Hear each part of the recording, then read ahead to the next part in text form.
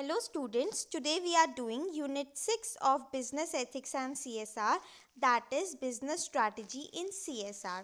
अब ये चैप्टर में आगे बढ़ने से पहले हमें पता होना चाहिए CSR क्या होता है।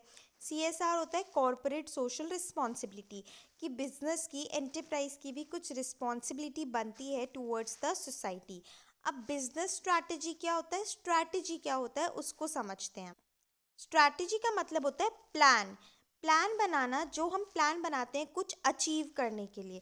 सो strategy means a plan that is used in order to achieve something. अब कॉरपोरेट सोशल रिस्पॉन्सिबिलिटी के लिए भी पूरा एक प्लान बनाया जाता है, स्ट्रैटेजी बनाई जाती है। तो जो CSR स्ट्रैटेजी होती है वो एक कॉम्प्रिहेंसिव प्लान होता है, मतलब एक डिटेल्ड प्लान होता है जो कि कंपनी के फाउंडर्स, शेयर होल्डर्स डिज़ाइन करते हैं। और ये प्लान को यूज़ किया जाता है, किस काम के लिए यूज़ किया जाता है, कि किस तरीके से हम अपने कॉरपोरेट सोशल रिस्पॉन्सिबिलिटी इनिशिएटिव्स को डिज़ाइन करें, एग्जीक्यूट करें, एनालाइज करें। इन सब चीज़ों का एक कॉम्प्रिहेंसिव प्लान बनाया जाता है CSR स्ट्रैटेजी में। तो ये जो CSR स्ट्रैटेजी होती है इसमें इंक्लूड किए जाते हैं फोकस एरिया, कि कौन से एरियाज़ हैं जिन पे हमें फोकस करना है। प्रोग्राम डिज़ाइन, पूरा डिज़ाइन किया जाता है प्रोग्राम को। CSR फंड्स एंड एक्सपेंडिचर, कहाँ से फंड्स मिलेंगे, कहाँ कितना खर्चा होगा। Then monitoring and reviewing mechanism, कि जैसा अगर CSR इनिशिएटिव लिया है तो कैसे वर्क कर रहा है। Constitutional meeting of CSR committee, CSR committee बनाना, वहाँ पे मीटिंग करवाना। तो ये सब है अंडर CSR स्ट्रैटेजी या बिजनेस स्ट्रैटेजी। अब हम आगे बढ़ते हैं। Integrating CSR into management practices, मतलब कि हम ऐड कर रहे हैं, इंक्लूड कर रहे हैं कॉरपोरेट सोशल रिस्पॉन्सिबिलिटी को मैनेजमेंट प्रैक्टिसेस के अंदर। ऐड कैसे कर रहे हैं, कि जो भी कंपनी के डिसीजन मेकिंग प्रोसेस होते हैं, ऑपरेशंस होते हैं, उसके अंदर हम सोशल, इन्वायरमेंटल और इकोनॉमिक कंसीडरेशन को भी इंक्लूड कर रहे हैं, उसको भी कंसीडर कर रहे हैं। So it involves incorporating social, environmental and economic consideration into a company's decision making process and operation, कि जब भी decisions लेंगे कंपनी की तो ये सारे फैक्टर्स को भी ध्यान में रखना होगा। Now different approaches of business strategy for CSR के लिए बिजनेस स्ट्रैटेजी के अंदर क्या क्या अप्रोचेज होती हैं, तो अलग अलग अप्रोचेज हैं जिससे जो कि CSR स्ट्रैटेजी में इंक्लूड करी जाती हैं। सबसे पहले है cost and risk reduction, then gaining competitive advantage, third is developing reputation and legitimacy, and fourth is creating value for multiple stake holders. एक एक करके समझते हैं। सबसे पहले है the cost and risk reduction. तो ये जो है method cost and risk reduction, इसके अंदर अलग अलग तरह की अप्रोचेस हैं, जैसे कि trade off hypothesis, the available fund hypothesis, the enlightened value maximization. तो इसके अंदर अलग अलग अप्रोचेस हैं। सबसे पहले देखते हैं trade off hypothesis. Trade off hypothesis क्या होता है, the difference between the real role of corporate executive is clarified. Here the debate is between a firm's duty and social responsibility. तो ट्रेड ऑफ हाइपोथेसिस में क्या होता है, company deal करती है कि कंपनी की मेन ड्यूटी क्या है, डिबेट होती है इसके अंदर कि मेन ड्यूटी पैसा कमाना है या सोसाइटी को हेल्प करना है। अगर एक कंपनी बहुत ज़्यादा स्पेंड कर देगी सोशल रिस्पॉन्सिबिलिटी पे, तो हो सकता है कि वो बहुत ज़्यादा अननेसेसरी कॉस्ट कर रही हो और उससे उसका प्रॉफिट रिड्यूस हो रहा है। तो यहाँ पे इस अप्रोच में, ट्रेड ऑफ हाइपोथेसिस में प्रॉब्लम होती है इस अप्रोच में, कि फर्म जो है वो अपनी जब सोशल परफॉर्मेंस को इंक्रीज कर रहा है तो अननेसेसरी कॉस्ट और रिड्यूस होती है प्रॉफिबिलिटी। दूसरी अप्रोच या दूसरी थ्योरी है द स्लैक रिसोर्स थ्योरी।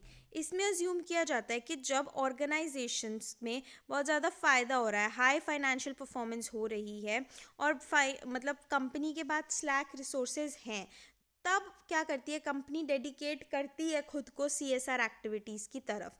तो इसमें इम्प्लाई किया जाता है कि फर्म जो है वो CSR में एडिशनल कॉस्ट डालेगी, वो तभी डालेगी जब वो एक पोजीशन में होगी, ठीक है। CSR एक एडिशनल कॉस्ट है and they have to pursue this activity when they are in a position not to minimize the cost. जब कंपनी मतलब नहीं चाहती कि उनकी कॉस्ट मिनिमाइज हो तब वो इसमें ऐड कर सकते हैं। देन जो थर्ड हम देख रहे हैं वो है इसके अंदर द इनलाइटेंट वैल्यू मैक्सिमाइजेशन। इसमें फोकस किया जाता है कंपनी की long term corporate value maximization पे, जो कि कैसे आती है लॉन्ग टर्म वैल्यू मैक्सिमाइजेशन, जब अप्रोप्रिएट मैनेजमेंट होता है स्टेक होल्डर्स के बीच में। एक फर्म जो होती है उसे अच्छे रिलेशन बनाने पड़ते हैं स्टेक होल्डर्स के साथ, ताकि फर्म जो है उसके अंदर सिग्निफिकेंटली लोअर हो कॉस्ट। तो हम कैसे कर सकते हैं कॉस्ट कम और अच्छे रिलेशन कैसे बना सकते हैं?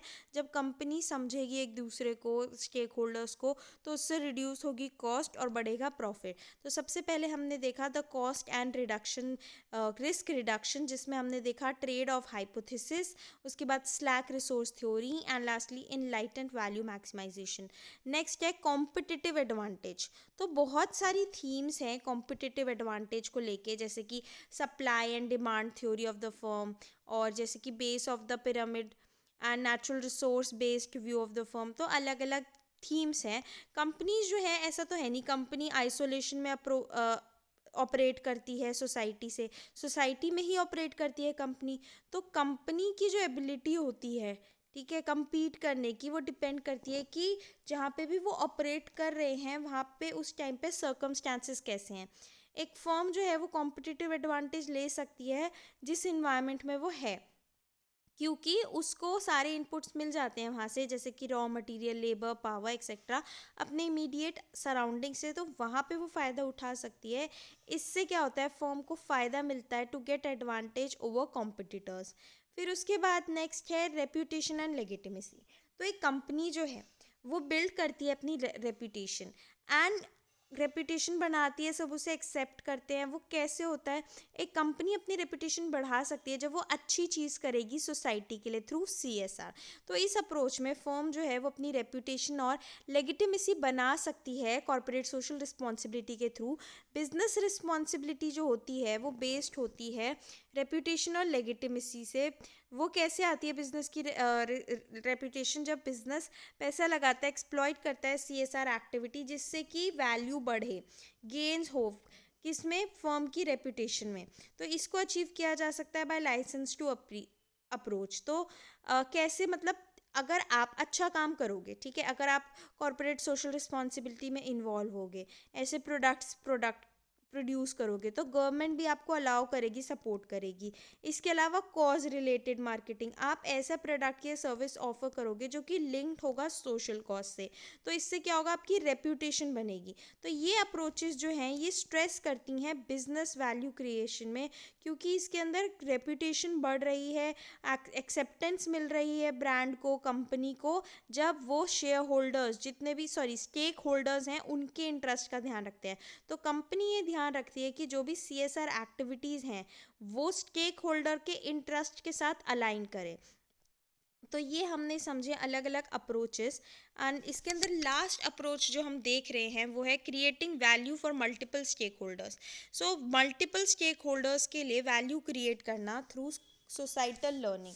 तो ये जो कॉन्सेप्ट है वैल्यू बेस्ड नेटवर्क, ये डिस्क्राइब करता है कि कैसे कम्युनिटीज़ और सोसाइटल नेटवर्क्स एक साथ यूनाइट होते हैं ताकि नई अपॉर्चुनिटीज़ आएँ म्यूचुअल गेन के लिए। एक sustainable local enterprise network model, SLEN model जो है ये डेवलप किया गया था, एग्जामिन करके सेल्फ रिलायबल और self reliant and sustainable enterprise को अलग अलग डेवलपिंग कंट्रीज़ में। तो ये जो है सस्टेनेबल लोकल एंटरप्राइज नेटवर्क, ये एक नेटवर्क है जिसके अंदर एंटरप्राइजेज होती हैं जिनका प्रॉफिट मोटिव बड़ा होता है, लोकल कम्युनिटीज़, NGO, ये पूरा नेटवर्क होता है। NGO यहाँ पे वर्क करती हैं in a self organised manner, create करने के लिए value in economic, social, human terms. तो ये जो नेटवर्क है ये एक फाइनेंशियल एंकर है सिक्योर करने के लिए फाइनेंशियल सस्टेनेबिलिटी। तो इसके अंदर ये जो है SLEN, इसके अंदर इकोनॉमिक, फाइनेंशियल, सोशल, मतलब लोगों का मदद करना, और ह्यूमन, लोगों की लाइफ को इम्प्रूव करना, सारी एस्पेक्ट्स का ध्यान रखा गया है। सो ये थी हमारी यूनिट 6 जिसके अंदर हमने स्ट्रैटेजी के बारे में पढ़ा, अलग अलग अप्रोचेस को समझा कि अलग अलग अप्रोचेस क्या हैं बिजनेस स्ट्रैटेजी की। So I hope you like this video. If you like this video, do give it a thumbs up. Subscribe to my channel for more such videos. Thank you for watching.